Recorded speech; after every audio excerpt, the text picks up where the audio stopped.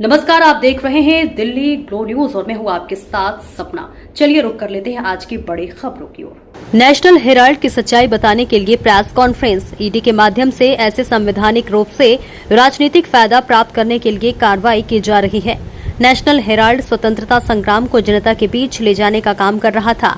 इसके डायरेक्टर को न सैलरी मिलती है, न संस्थापक को कुछ मिलता है, न कोई कमाई कर सकता है। देश भर में 6 प्रॉपर्टीज हैं। इनमें से 5 ऐसी प्रॉपर्टी है जिसे ये लोग बेच भी नहीं सकते। भाजपा का लाभ कमाने का आरोप झूठ है। कंपनी 2002 से 2011 के बीच बैंक के माध्यम से ट्रांजैक्शन हो कर्मचारियों का वेतन, बिजली का बिल देने के लिए राशि ट्रांसफर की गई। कांग्रेस पार्टी ने व्यक्तिगत रूप से अपने स्तर पर पेमेंट किया। बिना पैसे के ट्रांसफर के ईडी ने हवाला का केस बना दिया। 11 साल से केस पेंडिंग है। आखिरी दिन चार्जशीट पेश करने पर खड़े किए गए सवाल, संविधान की भावना बैकडोर से खत्म करने का भाजपा कर रही प्रयास।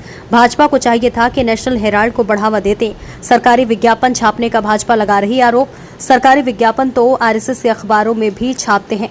तो वहीं भाजपा नेता ऋषिकांत दुबे के बयान पर कहा कि अपनी सीमा में रहकर बात करनी चाहिए। सीधे सीधे गृह युद्ध की बात कर रहे हैं। कौन सा गृह युद्ध, कहाँ गृह युद्ध, इसे स्पष्ट करना चाहिए। इस तरह की भाषा का प्रयोग उन्हें नहीं करनी चाहिए।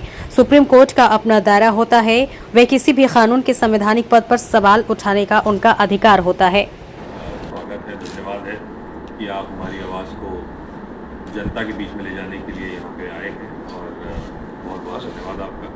आज एक बहुत महत्वपूर्ण विषय पे ये प्रेस कॉन्फ्रेंस पूरे भारत देश में की जा रही है। कांग्रेस पार्टी के द्वारा अखिल भारतीय कांग्रेस कमेटी के अध्यक्ष माननीय मल्लिकार्जुन खड़गे जी के आदेश के अनुसार ये प्रेस कॉन्फ्रेंस में आपको अवगत कराना है कि जो इशू आजकल विशेष रूप से 9 अप्रैल से ज़्यादा दूर पकड़ा है, नेशनल हेराल्ड केस में जो ईडी की कार्रवाई हो रही है, उसके सच्चाई को आपके बीच में आपके माध्यम से जनता को अवगत कराने के लिए ये प्रेस कॉन्फ्रेंस रखी गई।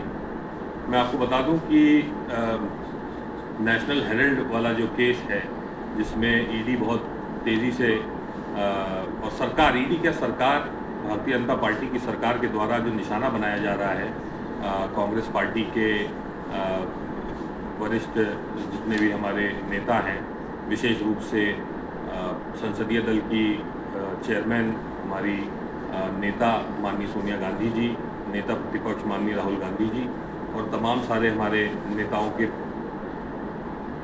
के ऊपर जो ईडी के माध्यम से असंवैधानिक रूप से राजनीतिक द्वेष की भावना से, राजनीतिक लाभ पाने की भावना से जो गलत गैर कानूनी कार्रवाई की जा रही है, उसके बारे में आपको अवगत कराना।